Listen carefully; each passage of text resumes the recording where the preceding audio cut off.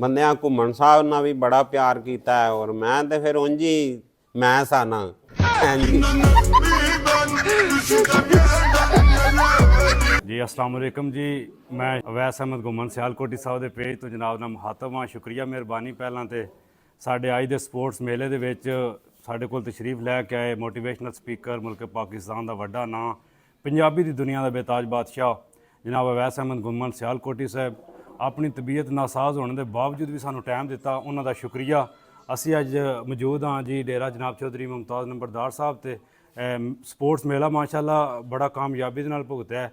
ਇਹਦੇ ਵਿੱਚ ਖਰਾਜ ਤਸੀਨ ਪੇਸ਼ ਕਰਨ ਦਾ ਆਪਣੇ ਮਹਿਮਾਨਾਂ ਨੂੰ ਔਰ ਆਪਣੇ ਸਪਾਂਸਰ ਦਾ ਤਾਮਨ ਕਰਨ ਵਾਲਿਆਂ ਦਾ ਜਿਨ੍ਹਾਂ ਨੇ ਬਰੂਨੇ ਮੁਲਕ ਤੋਂ ਤਾਮਨ ਕੀਤਾ ਇਸ ਸਪੋਰਟਸ ਮੇਲੇ ਦੇ ਵਿੱਚ ਮੈਂ ਸੋਸ਼ਲ ਮੀਡੀਆ ਦੇ ਵਸਾਦਤ ਨਾਲ ਉਹਨਾਂ ਦਾ ਵੀ ਸ਼ੁਕਰੀਆ ਅਦਾ ਕਰਾਂਗਾ ਤੇ ਬਿਲਖਸੂਸ ਜਨਾਬ ਆਪਣਾ ਅਵੈਸ ਅਹਿਮਦ ਘੁਮਨ ਸਿਆਲਕੋਟੀ ਸਾਹਿਬ ਔਰ ਸੋਸ਼ਲ ਮੀਡੀਆ ਸਟਾਰ ਨੇ ਸਾਡੇ ਜਨਾਬ ਨਾਸਰ ਨੰਬਰਦਾਰ ਸਾਹਿਬ ਉਹਨਾਂ ਦਾ ਵੀ ਸ਼ੁਕਰੀਆ। ਸਾਡੀ ਕਾਲ ਤੇ ਉਹ ਜਨਾਬ ਸਪੋਰਟਸ ਮੇਲੇ ਦੇ ਵਿੱਚ ਉਹਨਾਂ ਨੇ ਜਿਹੜਾ ਨਾ ਸ਼ਿਰਕਤ ਕੀਤੀ, ਜਨਾਬ ਬਹੁਤ ਸ਼ੁਕਰੀਆ।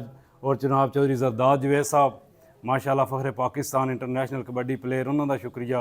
चौधरी अफजाल गुजर साहब फ्राम झंडेयाल उन्होंने शुक्रिया। चौधरी उमर गुजर साहब फ्राम दित्तेयाल, चौधरी अखलाक गुजर साहब फ्राम चक पिंडी इन्होंने मेहमाना अपना का शुक्रिया अदा करना। जनाब प्रिंस ऑफ कबड्डी जनाब चौधरी कैसर महमूद गुजर साहब फ्राम फालिया और भी जोड़े जनाब चौधरी सुल्तान हैदर वड़ैच साहब इन्होंने मेहमाना का शुक्रिया अदा करा।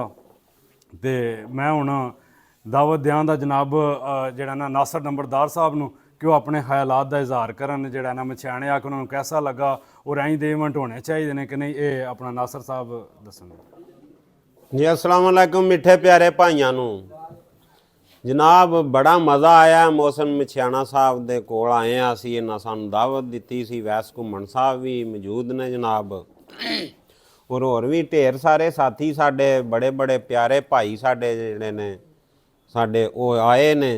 अल्लाह ताला सारिਆਂ ਨੂੰ सेहत तंदरुस्ती दे। और भाई होरां ने मौसम साहब बड़ी प्यारी गल कीती है, मज़ा आया सुन के। वाकई ही इंजे गल है कि आवाम ने साडे नाल इंज दवां नाल प्यार कीता है कि गल नहीं है जी। बंदियां घुमन साहब नाल भी बड़ा प्यार कीता है और मैं तो फिर उंज ही मैं साना है जी। ते उधरों जी बड़े प्यारे दोस्त साडे चौधरी यासर शेरगढ़ तो उन्हां दे भाई मेरे कोल आए ने और मैं उन्हां दा स्टार बनन तो पहलां दा दोस्त हाँ।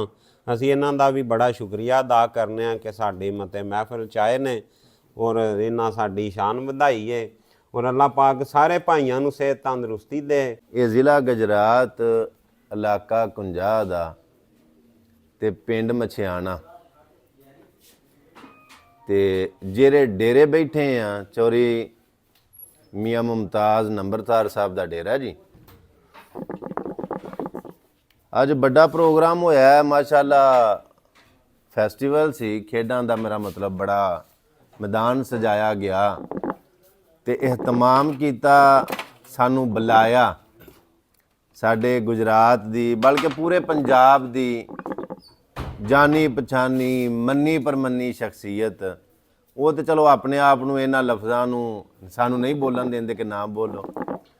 तो जनाब साडे शाह साहब सैयद आबद हुसैन शाह साहब बैठे ने जी, किसी तारफ दे मुताज नहीं, हज़ारां शगिरद इन्हां दे दूजियां शहरां च जाके खेडदे ने, अपने गुजरात दा नां रोशन कर रहे ने।